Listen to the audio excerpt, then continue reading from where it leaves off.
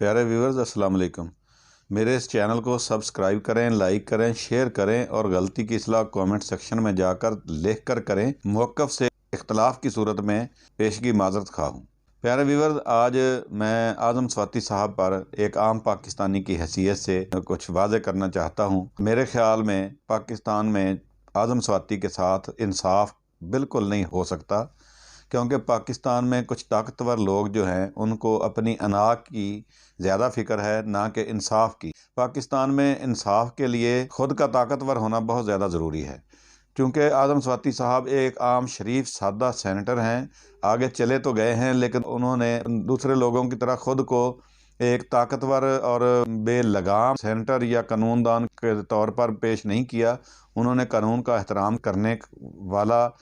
एक आम और सादा सा पाकिस्तानी होने का इमेज मुतारफ़ कराया, जो कि लोग इसको आजकल अहमियत नहीं देते।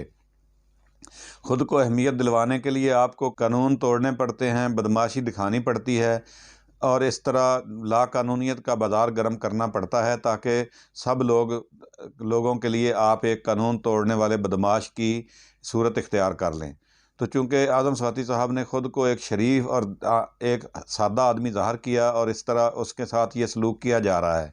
वरना जिस तरह का ट्वीट उन्होंने किया है ये तो कुछ भी नहीं है। इससे बहुत ज़्यादा ख़तरनाक प्रेस कॉन्फ्रेंसें हुई, जलसे हुए, जुलूस हुए, लेकिन किसी को कुछ नहीं कहा गया, क्योंकि उनके आगे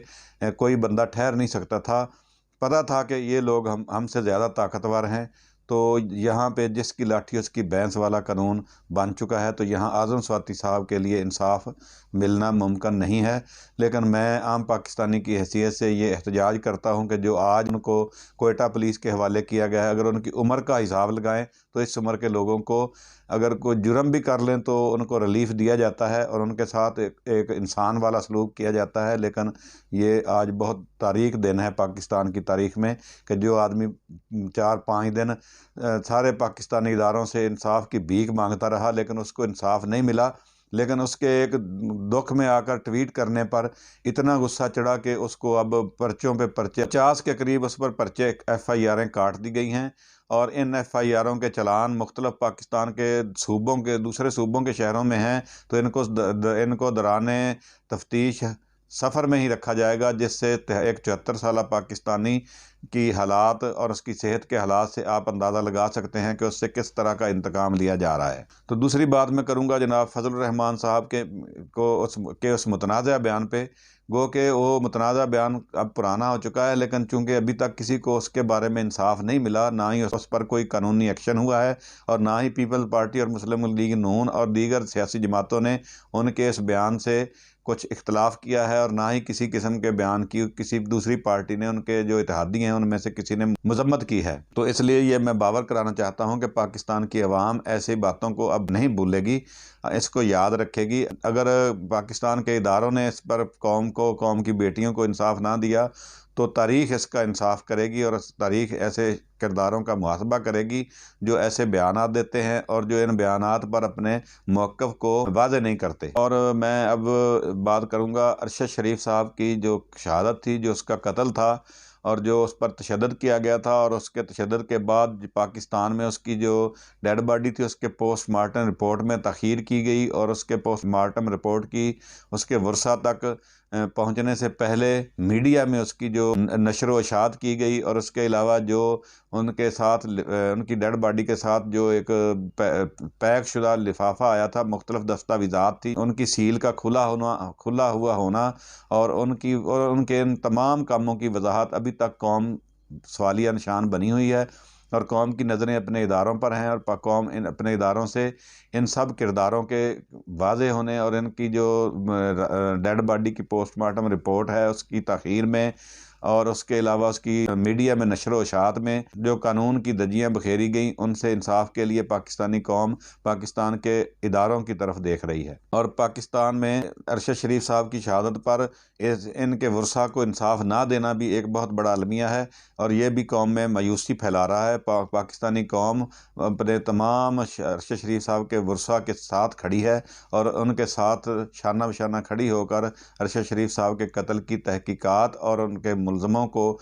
कैफरे किरदार तक पहुँचाने का मुतालबा करती है। और सबसे आखिर में पाकिस्तान में जो माशी बहरान चला आ रहा है उसकी शिद्दत का जो तूफ़ान पेश खैमा साबित हो रहा है, तो इस पे बात करूँगा। तो पाकिस्तान में जो डॉलर हैं, जो ज़र मुबादला के ज़खायर हैं, वो इंतहाई कम हो चुके हैं और पाकिस्तान में मुख्तलिफ़ इदारों और मुख्तलिफ़ महकमों के जो जहाज़ जो कराची पोर्ट पर मौजूद हैं और अनलोड होने के लिए तैयार हैं, लेकिन उनको कोई अनलोड नहीं कर रहा और ना ही कोई एलसीज़ खुल रही हैं ताकि ये जहाज़ अनलोड करके पाकिस्तान की आवाम तक ये चीज़ें पहुँचें और पाकिस्तान में जो जारी खुराक का बहरान है, दवाइयों का बहरान है, वो पैदा ना हो सके।